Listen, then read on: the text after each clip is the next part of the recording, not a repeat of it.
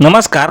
आज 20 जुलै आज रात्रीला आणि उद्या 21 जुलैच्या दुपारनंतर महाराष्ट्रातील एक कोकण, मध्य महाराष्ट्र आणि मराठवाड्यातील काही जिल्ह्यात पावसाचा अंदाज असून राज्यात उर्वरित भागात पावसाची उघडीप राहण्याचा अंदाज हवामान खात्याने वर्तवलेला आहे.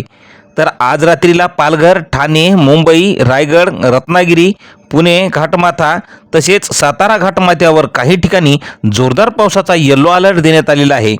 तर हिंगोली, परभणी या जिल्ह्यात तुरळक ठिकाणी विजांसहित वादळी पावसाची शक्यता असून नांदेड, जालना, छत्रपती संभाजीनगर या जिल्ह्यात तुरळक ठिकाणी हलक्या सरीचा अंदाज हवामान खात्याने वर्तवलेला आहे.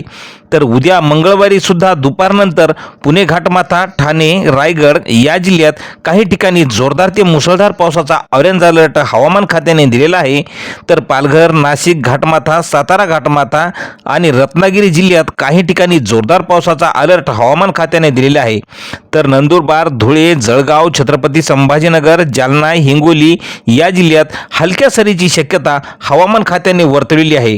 राज्यातील मध्य महाराष्ट्र, मराठवाडा, पश्चिम विदर्भात जोरदार पावसाची प्रतीक्षा कायम असल्यामुळे पावसाच्या अभावी पिकांना फटका बसत असून उन्हाचा चटका वाढल्यामुळे उकाड्यात वाढ झालेली असल्याची माहिती आज हवामान खात्याने वर्तवलेली आहे.